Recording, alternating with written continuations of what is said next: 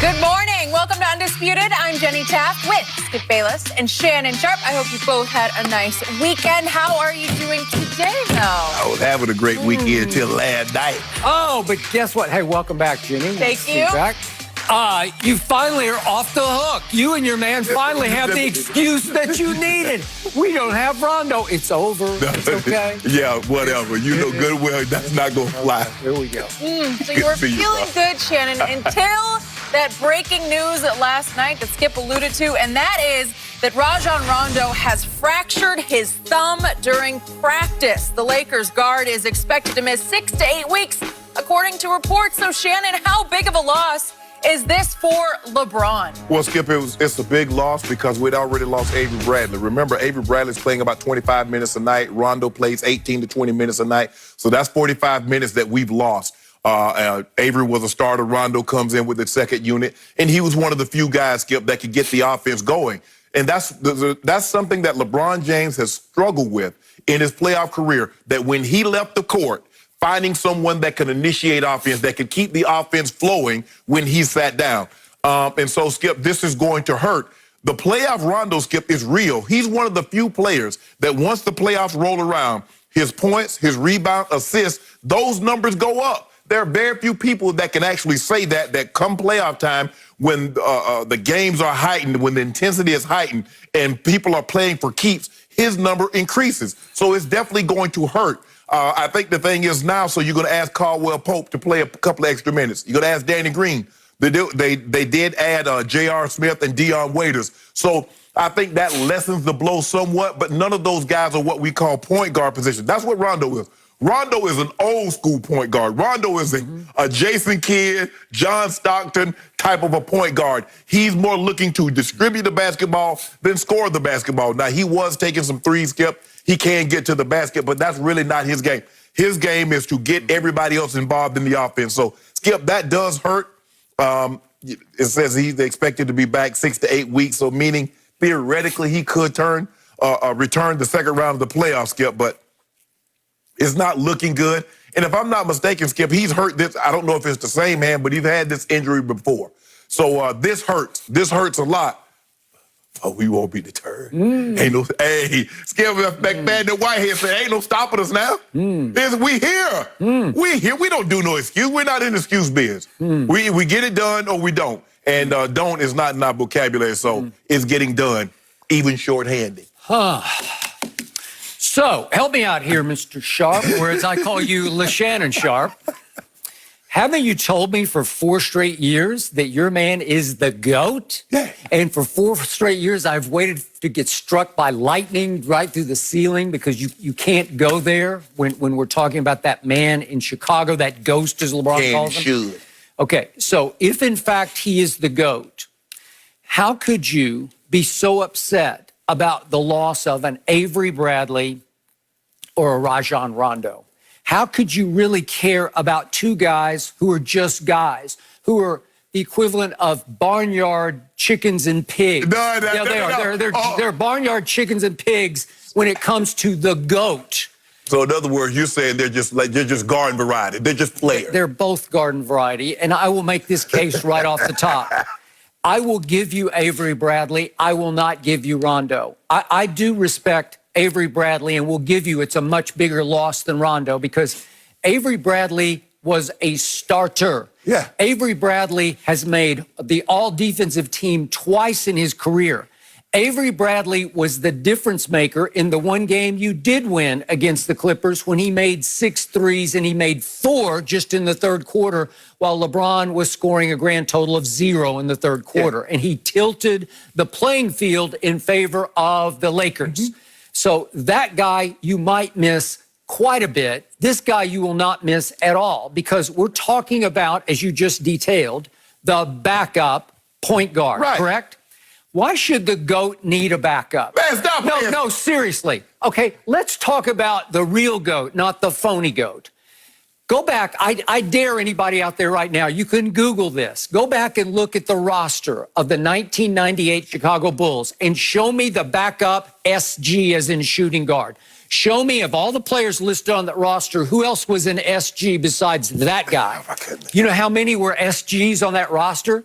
None. There was no other listed shooting guard on that roster because he did not need a backup. He did not have a backup. Nobody ever even thought about, well, who's going to come in when Michael needs a rest? He didn't need a rest. So in other words, I just want to make sure I'm hearing you correctly. He played 48 minutes every game, every round of the playoffs. He played 40-something every game, and in the game of his career, the walk-off game of his career, Game 6 at Utah in 1998, as we saw in The Last Dance just recently on ESPN. Yeah. In that game, he played 44 minutes. He scored 45 points. That included the steal that led to the game-winning jump shot over Brian Russell at Utah that just opened and then closed the mouths of all the Utah fans. Okay, he played 44 minutes in that game. So the other 4 minutes, they were playing with 4 players, or did they have someone to come on the court and fill that role? Nobody could fill that role. Skip, They would let Scotty try to bring it up and play. Skip, he led the team in assists every championship that they won. He led them in assists. What do you mean? They didn't really have a point guard because everybody brought it up. Well, Ron Harper brought it up. Scottie Pippen was considered the point forward. You know that. He led the team in assists every championship that they won. That was not Michael. That was Scottie. I just want to remind everybody that Michael Jordan played 82 games, all 82, 9 times, and he played 80-plus games 11 times. LeBron James has played 82 games 1 time in his whole career. Right. And yet, now is his time because he got the all-time basketball gods break. The basketball gods said, let there be championship number 4 for LeBron James.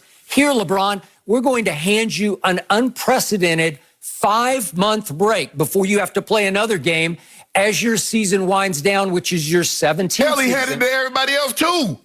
Okay, but who needed it more than that guy, the faux 23? No, he didn't, Skip. Who needed it more than that guy? You saw the way he was playing. He played great, but he was on fumes.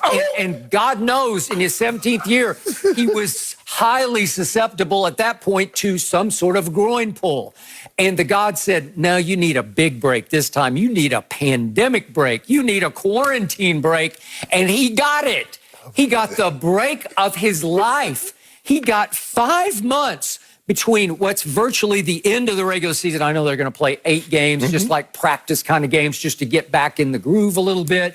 They've got a 5.5-game lead. Do you think they're going to lose it without Rajon Rondo? No. No, they're not going to lose it. The Clippers would have to go 8-0, and they would have to win only 3 games. Right. Okay, even if they won 3, I think they would still win it. Well, Skip, they still have Caruso. Caruso does play the point a lot. Quinn Cook, he might be called on. But, Skip, I just think the thing is that you were hoping to go into everybody was hoping to go in at full strength. Everybody saying, okay, we got, as you mentioned, we got 5 months off.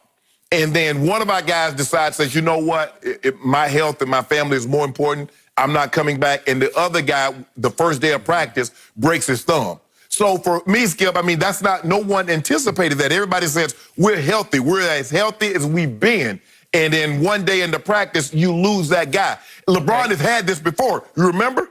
Now, just imagine if Jordan would have lost Scottie and Dennis Rodman at any point in time in the playoffs. They're not winning that championship. If he had lost... I don't know about that. With that guy, he was a dynamo. I've never seen anything like it before. I wouldn't have put it past him at all. I would have put it past it. So, again, we're talking about winning the finals without 2 stars. Because they just lost Kevin Love and then lost Kyrie just before overtime, in overtime of Game 1. Correct. They went up 2-1. I appreciate you bringing this up. They're up 2-1. Game 4 is in the King's Castle. Right. It's in LeBron's house in Cleveland, Ohio. And I'm thinking, LeBron, this is going to be your greatest achievement because those were the Golden State Warriors before they were really the capital WARRIORS. Skip, that was 67 and 15. They still weren't sure who they were because they weren't sure about their rotation. They weren't sure how good or how great Steph really was. And what happened? He started shrinking, as he often does in the playoffs. And all of a sudden, LeBron had them on the ropes and on the run because nobody could guard him. It was the greatest stretch of his basketball life. You know it, and I know. Those 3 games, he got a little bit of help in Game 2 from Little Delly. He went to the Deli counted. Exactly. Right? And Deli made a play and a shot at the end of the game. He did. But LeBron was stupendous. He was, dare I say, goatish in those first 3 games. He put that team on his broad shoulders and said, here we go. I'm going to dribble this ball until there's no air left in it, but I'm going to pull this off. He played point guard. He played point forward. He played center. He played everything. Yeah. And it was one of the all-time masterpieces until Game 4. And then Steve Kerr made the move of moves. I guess he inserted Iguodala into the starting lineup. Stumbled upon it. Maybe he stumbled upon it, but Iggy took that guy, and Iggy started making shots, and Iggy scored 20 himself in Game 4, and LeBron went, what was it, 8 of 22? Yeah, he had like 22. He didn't have many. Yeah, and he made 4 of 8 free throws and was like 1 of 8 from the three-point line. He had a bad game. And I was told on the other show I did by many of the analysts, he ran out of gas. I thought he was in the best shape of anybody in basketball because he spends $2 million a year on his fitness. He does, but nobody is playing at his intensity, is required to do what he does. Now, remember now, as you mentioned, yes, he's playing point guard, but he's also having to defend. He's also having to run the entire offense, bringing the ball up every single time, doing all what he was asked to do while playing 45, 46, sometimes the entirety of the ball game. Okay, so let's look hard at who is Rondo and